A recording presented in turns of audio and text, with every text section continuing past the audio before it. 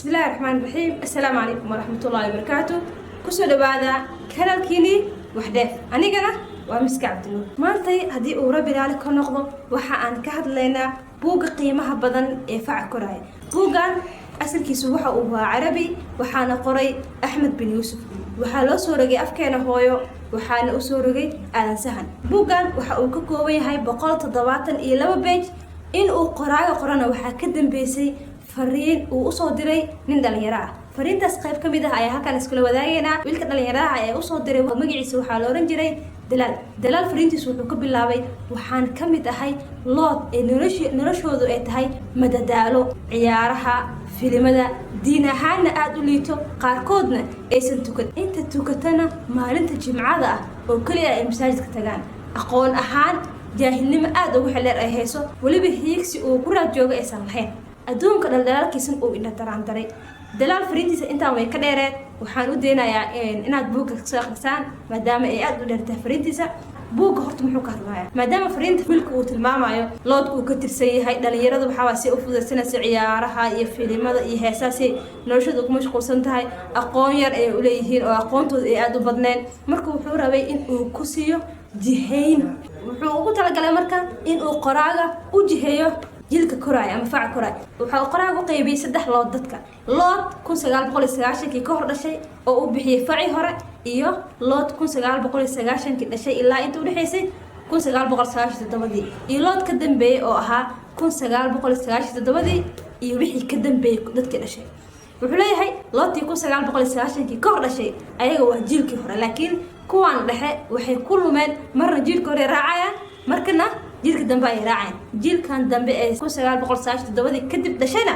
waa dadka ay qaabeysay baraha bulshada ciyaaraha fikirkooda xaqiiqada farq u dhaxayso qof jiilkii hore ee tagay iyo jiilka hadda buug markuu ka hadlayaa qaybo badan oo ah qofka uu ku dayanaya qofka uu yahay waxa ka bilaabeynaa mowduuca ah ha ka cabsan guuldarada wuxuu leeyahay waxa jira dad badan oo haliyeeye ah oo rabaan inay wax isku dayaan laakiin waxa ugu badan ay ka cabsanayaan waxay yihiin ama guuldareysataa markuu wuxuu leeyahay shan qodob oo muhiim tahay in aan raacno shanta qodobka koowaad wuxuu ka dhigay horta in aan garanno macnaha guuldarada maxaa lahaa in aysan jirin wax la lahaa guuldaro ee haddii aad guuldareyso macnaheedu ay tahay inaad wax cusub baratay wuxuu soo qaadanayaa qisadii nabi nuux calayhi salaam oo ah nabi nuux wuxuu digay dadkiis u digayay 950 sano ayuu dadkiis u digayay ibn Abbas wuxuu yiri Allah ka raali noqday 950 sano ee nabi nuux u digayay waxaa rumaysay 80 qof oo isugu jiraan maato iyo niman waxa qiyaasi kartaa 950 sano oo u taagnaa nabi nuux inuu dadkiisa u digo oo waliba aad u fogatay taariikhdiisii suuratu nuux inuu kor oo la hadlay oo hoos la hadlay ilaa heer ay gaareen in dhagaha furaysan 80 qofood oo kaliya in ay rumeeyeen ma kul dareysan ee wuxuu u istaagay sidoo uga dhabeyn lahaa risaaladii uu Ilaahay subhanahu wa ta'ala u doortay inuu dadkiisa gaarsiiyo nabi nuuxna wuxuu hantiyay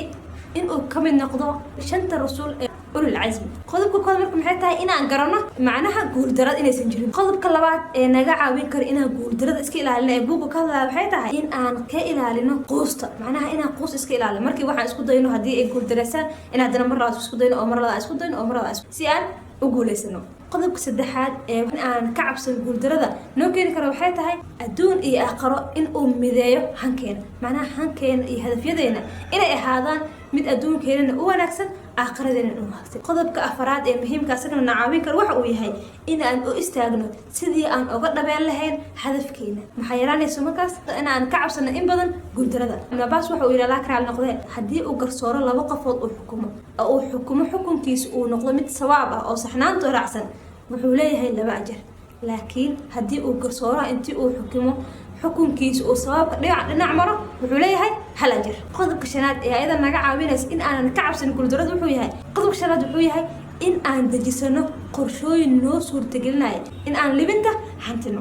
إن أنا يلا قرشوي نو فضينا سيدي أنا أقول سمح واي هاي وحسيتو كل بوجا وجي جوابا يا قراءة كمان inta badan dhalinyarada markii ay soo karayaan waxay u baahan yihiin hage kuma qofku waxa muhiim ah inuu ogaado inuu yahay sidoo kale qofka uu ku dayanayo kuma macna qofka inuu yahay qof muslim ah soo qaadana aayadii quraanka ahayd wala takunu kalladina sallaha fa ansahum anfusahum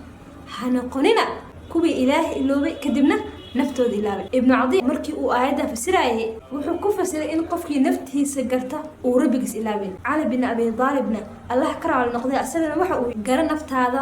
waad garanaysaa rabbigaaye. waayahay sidoo kale buug wuxuu ka hadlayaa loolanka xaqa iyo baadilka markuu soo koraayo marka la siiyo hagaha maxaa kamid ah kow inaan qofkii mar walba uu aqriyo kitaabo ama buugaag iimaankiisa xoojinayo. iimaanka wuuna ziyaada wuuna naaqusa. qodobka labaad waxay tahay aasaasiyaadka iyo sayska diinta qofka inuu barto. sidoo kale buug waxa uu ka hadlayaa dhibaatada ay leedahay ku dayashada. wuxuu soo qaadanaya aayad quraan ah oo Allah subxaanahu wa tacaala uu nagu dardaarmay kudayasho wanaagsan inaan ka dhigano rasuulka. buug sidoo kale wuxuu leeyahay 8 astaamood ee lagu dooran karo qofka lagu dayanayo. qofka aad rabtid inaad ku dayato ama qofka role modelkaaga ah ka fiiri 8 qodob ee muhiimka ah. haddii 8 qodob kamid ah uu ka maqan yahay macnaheedu maxay tahay qofkaas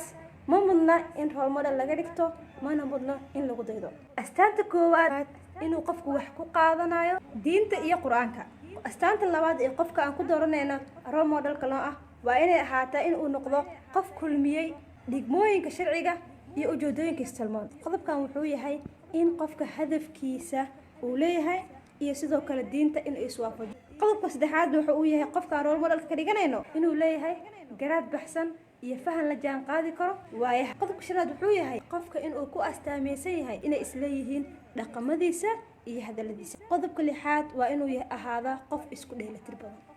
inuu yahay qof isku dheelitirayo arrimihiisa in uusan dhanka diinta iyo dhan walbaba uusan ku talax tegin. qodobka toddobaad ee aan ku dooranayno qofka noo ah role modelka waa inuu ahaado qof noocyada aqoontiisa ay tahay noocyo badan. qodobka sideedaad ee ugu muhiimsan ee qofka aan ku dooranayna waa in uusan ka hor imaanaynin arrimaha ku sugan diinta iyo quraanka. haddii 8 qodob ee muhiimka ah laga waayo qofka role modelka ku ah macnaheedu maxay tahay qofkaas ma astaahilo in role model laga dhigto